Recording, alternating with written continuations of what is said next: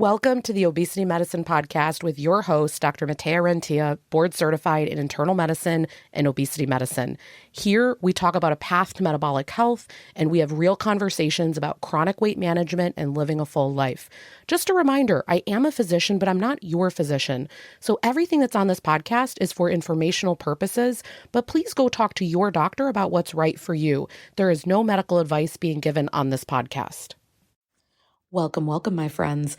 I love the timing of this episode because if you live in the States, this is going to come out on the July 4th weekend. And this is really a time when there are lots of celebrations. And even if you don't live in the States and this is not a holiday time for you, apply this concept to any time that you're going to a different work event, a birthday party, it's a holiday weekend, things like that. A lot of the time, patients will express to me that they are worried when they have to go to different parties like barbecues or family events or work parties, things that involve food, that involve celebration, that historically for them have been a time when they've overeaten or really had a lot of stuff that was quote unquote off plan for them.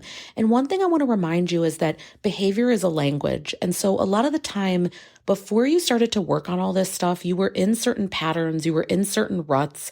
Maybe you had physiologic needs that were not treated before. Maybe you didn't know as much and you weren't doing as much as you're doing right now. You are a very different person walking into these scenarios right now, but you're still thinking with that old diet culture brain where you're thinking, I'm going to be that same person. And I want to remind you, my friend, you're not that person anymore. You going to these events, you're much more likely nowadays to go because of connection, and maybe you have a little bit more of a plan when you go to these things, but you are not the same person that you used to be. I want to remind you that yes, there are strategies, right? You could pre-eat before them so that you're not maybe potentially eating things that are not really nutritionally supportive to you. You could decide when I'm there, I'm first always going to start with some fiber or protein first, and then I'll eat other things that are yummy, but I know that I'll eat less of it because I'll already start getting that satiety signaling going. You could even bring those things with you. Like, I think it's, by the way, I'm just going to throw it out there. If you ever bring a veggie platter with some type of a dip, no one's going to be mad. I don't know any family member or any friend that is mad when a veggie platter shows up or like a fruit bowl. These are things that are just usually universally really well accepted, right? So anyway, the point is you can bring these things with you. Obviously, I would let the people know that are hosting it just that they're not shocked by anything. But most of the time, yes, you can do all those strategies, or you could also remind yourself, this is one meal that occurs infrequently, and I will just reasonably listen to my body. I will not overeat to the point where I hurt or where I have diarrhea because I'm eating so many fatty foods, things like that. But you could remember, this is one meal, one day a year. What people really forget is that before, again, that language, that behavior that was hurting you, it was that every single meal, the choices didn't align. Every single day, multiple times a day, there were choices that didn't work. It was many days in the week that you were picking desserts when you weren't hungry, doing things like that. That's not who you are anymore. You're practicing a different language. Now, part of practicing a new language is that you have to go back into these scenarios that used to be very triggering, that used to be where you did not win, you did not succeed, and then we've got to try different things. Practicing new languages in these scenarios requires going in there and thinking, what do I want this to be about this time? Do I want it to be about connection or do I want it to be about food? It's okay if it's still about food for you, where you're like, no, Matea, I do want to go there. I do want to eat, I don't know, that key lime pie. Okay, great. But guess what? You're intentional that that's the thing that's actually worth it for you, not everything else. So you might say, hey, that's really worth it. I'm going to do that, but I'm not necessarily going to have all the things the whole time.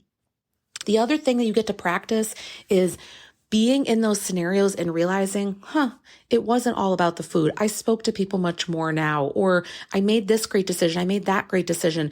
You are going to pick a lot of the wins and not just focus on all the things that I'm not doing right there. So you need to go into these scenarios to be able to practice the new version of yourself. The real skill here is that this is a very small amount of time compared to the grand scheme of your health and how this is all going to go down. Remind yourself, it doesn't matter this one barbecue, this one meal. If you right away got home and just right back to the normal things that support you, it seriously will not even register on the long-term radar. There will be no signal detected. So I want to remind you, you can do this. You are a new person. You are practicing a new language. What do you want it to look like? Language is a behavior. what am I going to start to teach myself that this is normal for me to do XYZ? 99% of the time, there's usually things we can do that are supportive. Make sure we don't go there dehydrated. That's step one.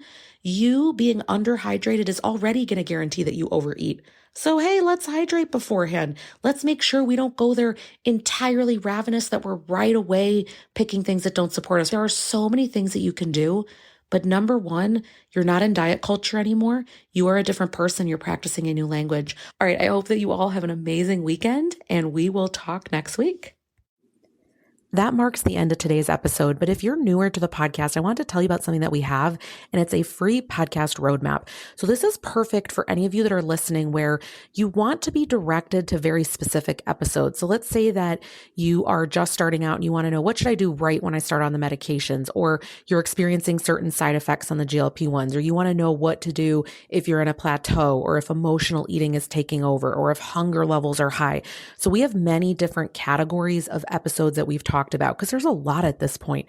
So if you want to be able to navigate that very easily, we have it broken down by category, and also the episodes that are there, and we hyperlink to everything. So you can just click on it and find the episode, easy peasy. If you want that, you can go to rentiaclinic.com/podcast roadmap.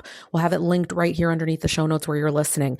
And you can go ahead and get that free resource so that it makes it easy for you to navigate, because I know that it's really hard when someone has an established podcast. I am such a podcast fiend. I'm listening to podcasts all day long.